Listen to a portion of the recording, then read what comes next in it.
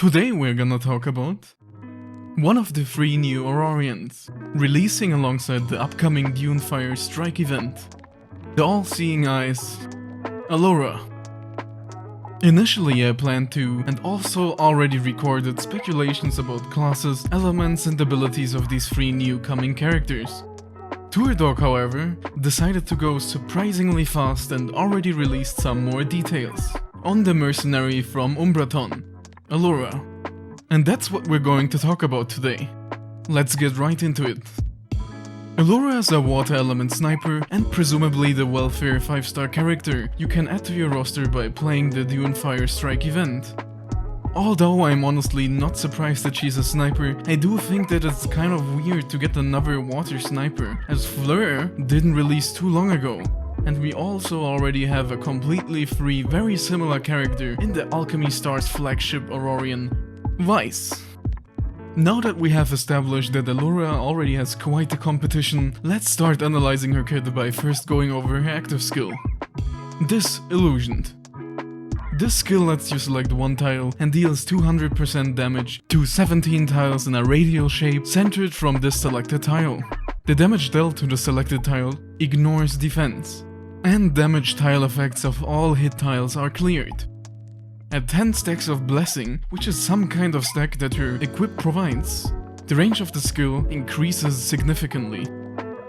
The by far most interesting thing about this active skill is the fact that it can clear negative effects on tiles, which, if I understand this correctly, should also apply to the recently introduced mechanic of locked tiles. Meaning that Allura seems to already have found a niche for herself, considering the water element doesn't have that many great reset options.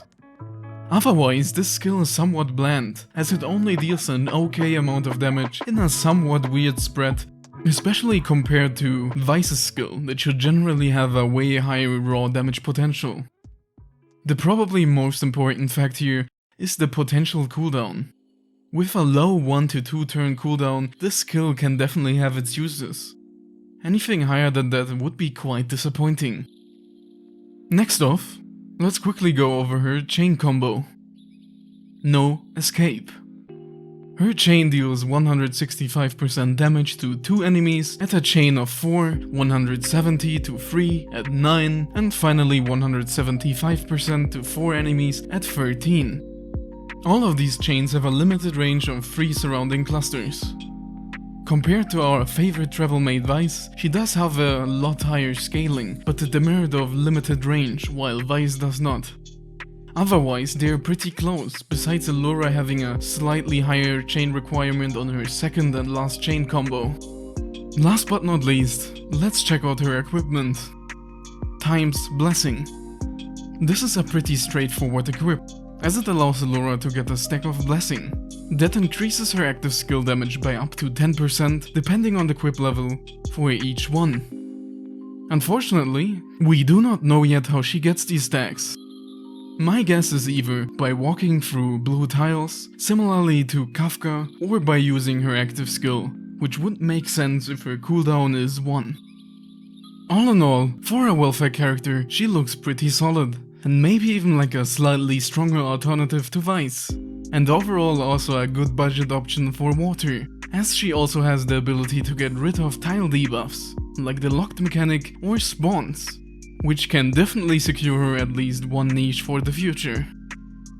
What are your thoughts on Allura? Are you excited for the upcoming event? If you disagree with anything or just have something to share, just comment down below. And don't forget to like and subscribe if you enjoyed the video. That was all from me. Have a nice day and see you next time.